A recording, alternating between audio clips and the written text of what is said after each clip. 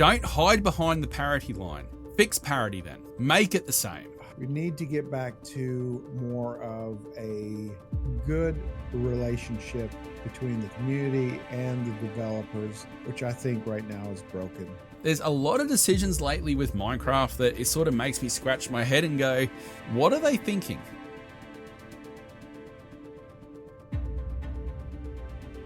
Hello and welcome to The Lab, a Minecraft podcast where we explore, experiment, and theorize about all things Minecraft. I'm Minor Thoughts, and with me, the controversial new wood in the next Minecraft update, the Troge.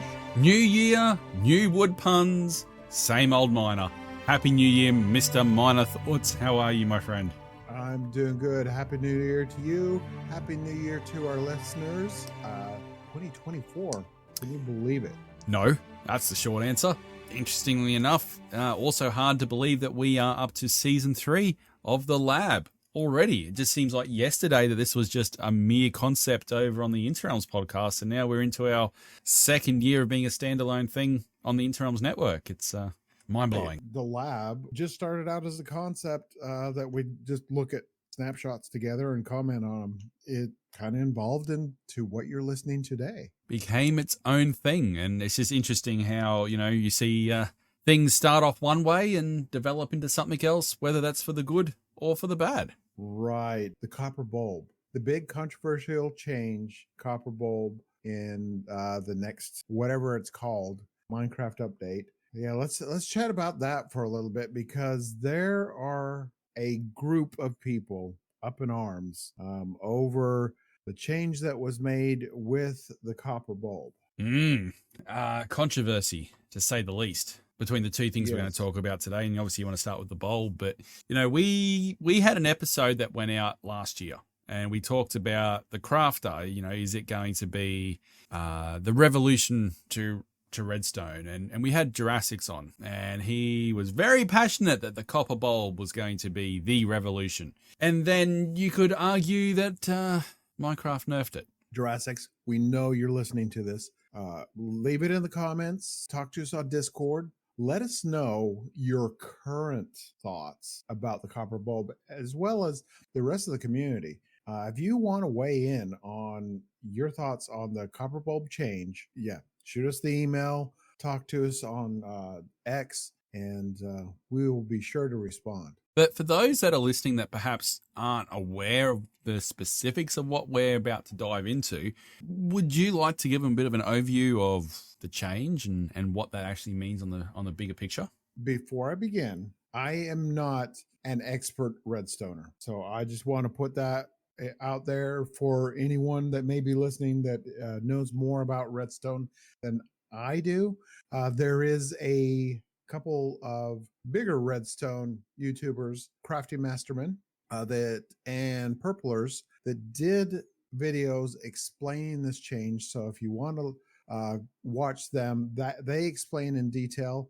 But basically what was changed, or what we originally had with the copper bulb, was it had a 1 tick delay, which is an odd delay. And the things that you could do, if I'm explaining this wrong, please correct me in the comments. To my understanding, most things as far as redstone are on even delays in Minecraft, and what the copper bulb provided was something that would give you an odd delay, which meant more precise timing. I don't know if this was a bug that was reported by a dev or someone else, but they said it needs to be more consistent with the rest of the redstone components, droppers, dispensers, and whatnot.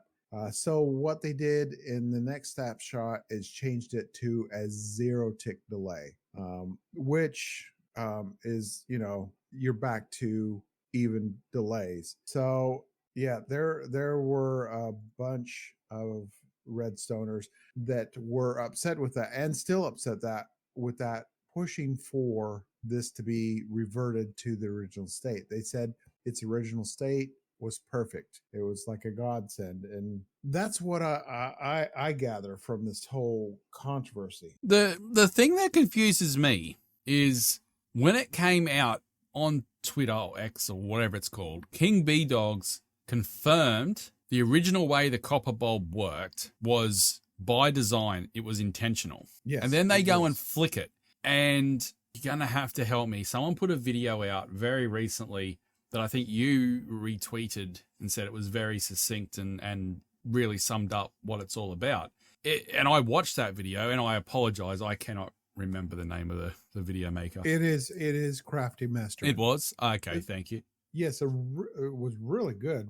Very well explained. It really was, but it infuriated me because we lost redstone component that was going to be revolutionary, was going to be able to save so much space on so many different redstone contraptions, make things easier because of bedrock. Yes, exactly. Because of bedrock. I understand that Mojang's going for parity, and that's a whole topic we'll cover later.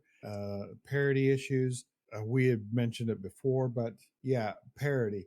But if that's going to be your excuse to nerf a new block that you've put out there that people are falling in love with and really, really want, if your excuse is going to be parity, don't hide behind the parity line. Fix parity then. Make it the same. Does redstone work the way it does in Java, or is it supposed to work the way it's in Bedrock? If you want to hide, I'm going to get passionate here. If you're going to hide behind parity, fix parity. Don't use it as an excuse because you want to fix something to placate the Bedrock user base. Fix parity if that's the line you're taking. If it's not about parity, say why the change is actually, and let us have the copper bulb as it was, because you can be guaranteed us Java players are going to get mods that are going to utilize the copper bulb the way it was intentionally.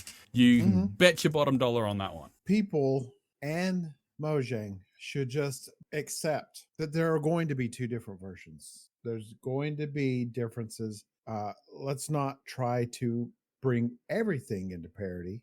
Let's just accept that there are going to be changes. So if you're aiming for parity between the two different versions, then you're going to have to look at things like the nether roof and what gets changed. Do you make Bedrock able to build on the nether roof, or do you take away the ability on Java to do that? Or that's going to be controversial as well. TNT duping. Do you take that away? I mean, there's probably a whole list of things that would have to be changed. So I think people and Mojang should just accept there's going to be two different versions. And on that basis, they should just revert the change for Java.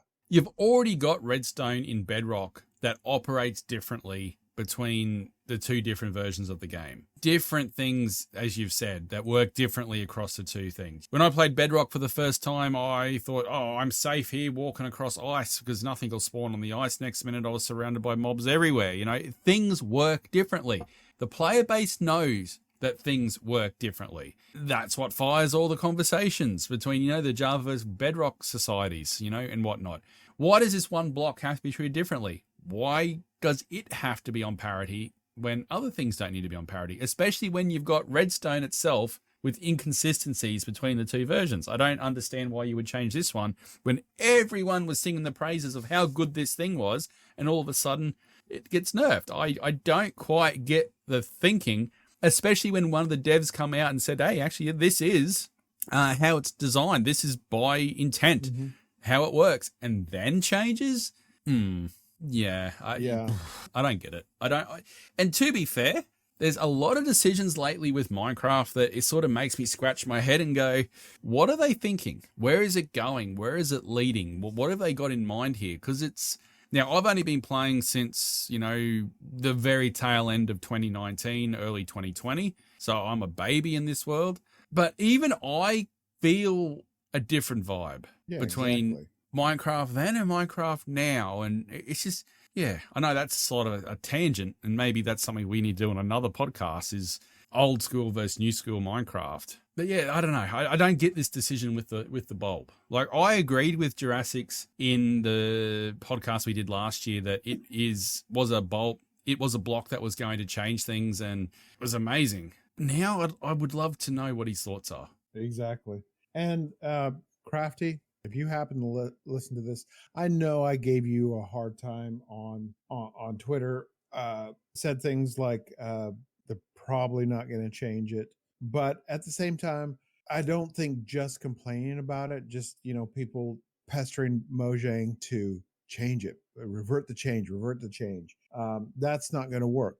Videos such as yours, Crafty, that explains why it needs to be changed is the way to go. More feedback type things, things in their Discord is going to make those changes and maybe explain why there needs to be a change instead of just complaining about it. We can't be the what do you call it, the vocal minority. It can't just be just the Redstoners that are going to make this change. It has to be the whole community knowing and educated why it should be changed. The problem with that, though, you said the vocal minority. The unvocal majority, A, don't know about this problem, B, don't care about this problem, and C, don't understand this problem. Like, right. The vast majority of people are those that just come through Christmas time and they've just been given Minecraft on the Switch, or they've got it on their Xbox or their PlayStation for the first time. Mm-hmm. That's the bulk of the Minecraft players. You've got the Redstone community, which is obviously, it's a big community, don't get me wrong, but it's a small community in the terms of Minecraft, right. these technical players. I don't quite understand the intricacies of Redstone and what the problem is, but I understand it enough to know that this change is annoying, considering what we were playing with and what we were designing and going with, and why the technical players would be. But you hit the nail on the head. Just that small vocal minority complaining isn't going to be enough to make the change, to get it back. I would be very surprised. And where you need that support from the majority is, made up of people that don't care, don't understand. But that's why if anyone's listening from this, Mojang, can you please put it back? Otherwise, we'll complain about it. We'll do it. We have no worries complaining. Let's kind of segue into the next thing. Speaking of things that got complained about, which is this, it's kind of minuscule compared to what we have as a whole, is the position of the eyes on the armadillo. Good Lord. I know it's minuscule, but come on. Yes. No. That change was made. To get into the bigger meat of the controversy on the armadillo, there is buyer's regret. The people that voted are regretting what they received as far as the armadillo. I don't mean to say this, and I don't want this to become the catchphrase for Minecraft. I don't really want to say this, and I don't want this to become the catchphrase for the Lab podcast, but I don't mean to say I told you so, but I told you so. We said, we put the video out of watch this before you vote about the armadillo, and it was going to it's not the one to vote for. We said it, we called it, and oh my goodness. Now people are realizing, what did we actually get? A whole lot of nothing. Right. And to go along with that, people that were upset by not getting the crab received it through commands. And I know. So that's another big controversy that's been generated over the mob vote and this armadillo. You know what that decision, though, to make the command has done? The command to add in the extra reach. You know what that has actually done? That has given validity to the argument of why can't they just implement all three? They've just stoked the fire of that by saying, okay, you can't have the crab, but you can have the effect of it anyway. Just have to type a command in. You've just given all those people that were jumping up and down saying, give us all three, it's rigged, you're lazy, blah, blah, blah. You've just given validity to their entire argument base by giving us that anyway. My argument is, if you want to give us dog armor, which I think is a waste of space anyway, like you keep always saying about, unless you're going to change the AI of the wolves and the dogs or whatever, it's a waste of space because they're still going to fall into holes, they're still going to fall into lava, they're going to do stupid things anyway. Make it craftable. We don't need another useless mob in the game that takes up mob cap, that adds to lag, uses system resources for this item. We've got leather. Make it craftable. Give us mobs that are actually useful and actually add something substantial to the game. Because lately we have had nothing. You know, there's even, if you go back even to as far back as the glow squid. Now, I like the glow ink, right? I think it's a great, it makes so much sense to have it. But really beyond that, did we need that mob? Could we not have got the ink sacs, mixed them with glowstone to create glow ink? Yeah, exactly. Right. Why did we need that mob to do that? Why can't we have a mob that's a little bit more substance to it? The sniffer. I wonder how many people would go back and say, oh, we don't want the sniffer now. Axolotls. What do they actually bring to the game? People don't really use them in farms that much. They're a nice little thing. Oh, everyone was all crazy about axolotls when they first come out. Oh, I've got an axolotl. I've got an axolotl. Now no one cares. It's like the goat horns. They were this big, massive thing, and now no one uses them. No one gives two poops about them. If you're going to give us mobs next time for a vote, let's make it something more substantial. Other than A, cute, and B, tiny little things that no one really cares about and has buyer's regret afterwards. Because I can't think of a mob in my time voting in mob votes that anyone actually really goes, oh, this is such a great addition. Even the allay, limited use, no one really uses it for farms. I can't think of a mob that's actually been useful in mob votes in recent history. The only one I think really that for me classifies as something that's a little bit more, what's the word? A bit more thought, a bit more complex is the allay. I feel that perhaps the implementation of them was botched because of the way their AI works. That in itself, a disappointment. Dog, this wolf armor thing, waste of space, waste of time. I kind of accepted the fact that we were going to get the armadillo. So I thought the only way you're going to make this better is to change the wolf AI. Mm-hmm. I don't know if I mentioned this. What you feed the dog will help it. Like if you fed it zombie arm or zombie flesh, it would go after zombies and skeletons. What you feed it would basically train the dog. If you fed it phantom membranes, it would give it a sort of feather falling. So, you know, it's not like hurting itself. If you fed it, let's just say magma cream, it gave it some fire resistance for a certain amount of time. I thought you were going to say explosive diarrhea for a second. No, but give it some fire resistance. Another issue is there was the controversy when the Armadillo first came out and people saw, I think it was a Zuma play with it. It could not survive a creeper blast, but it did on Java. So what if you could feed it something that it would actively avoid creepers? I don't know. I think my thought is if they're going to have this dog armor, that's not going to change the fact that the AI has its issues and the dog's still going to jump in lava, may fall off cliffs, just different dog issues, and you're just better off leaving it in your base sitting in the corner.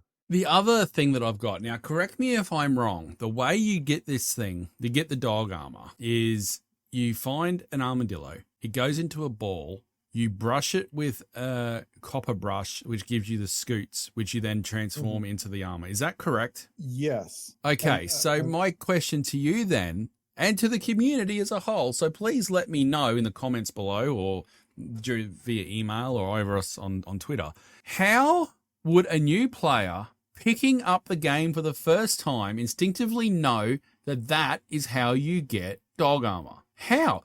What mechanic in the game tells somebody, hey, here's this creature that's going to turn into a rock. Now you got to go and get a brush and you're going to brush it.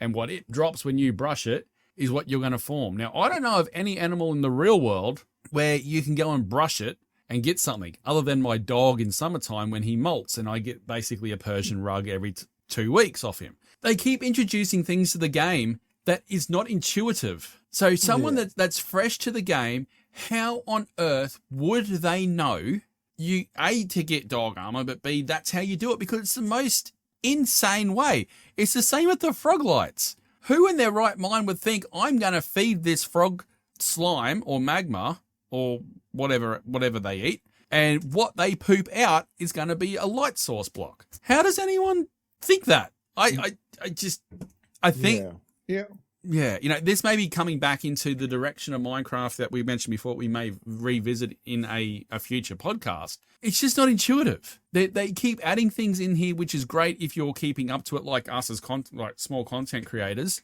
That are all over it. We watch the snapshots. We read the dev notes and all that, so we know. We watch the Zoomers videos. We watch other various people videos, so we know. Mm-hmm.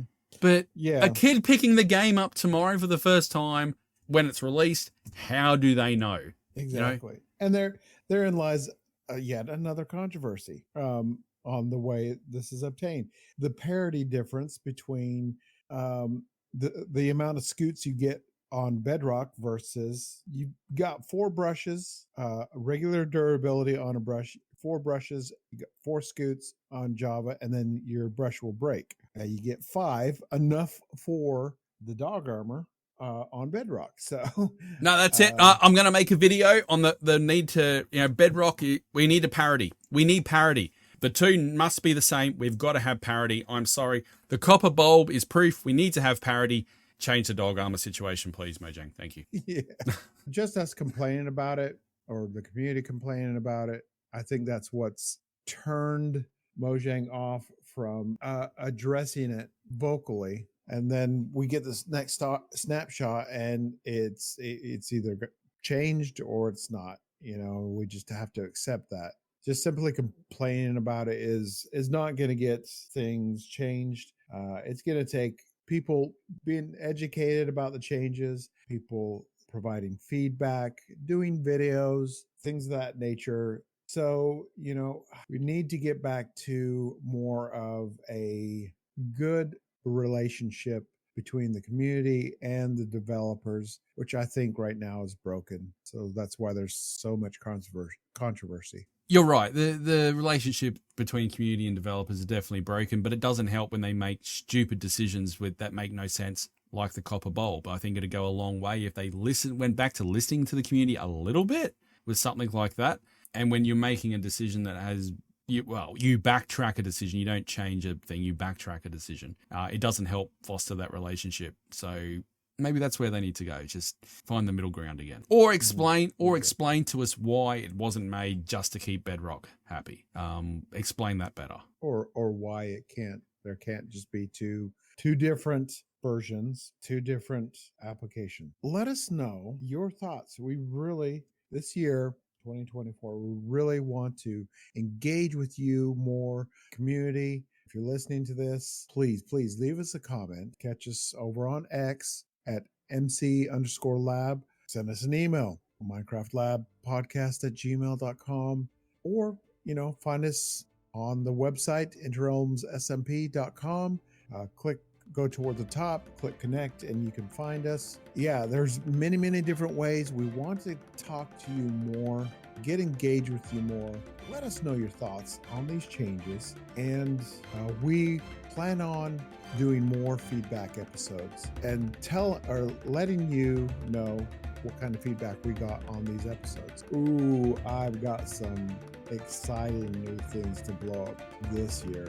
And Mojang willing, we will get new wood for the Troge. I will complain and make a complaint video if I don't get new wood.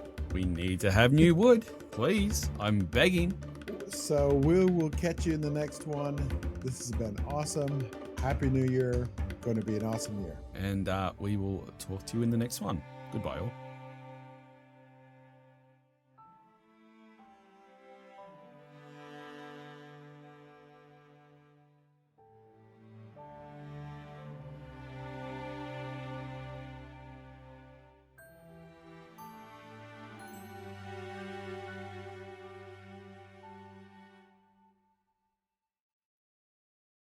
Have you ever laughed so hard while dreaming that you woke yourself up laughing? What? Yeah, it was weird.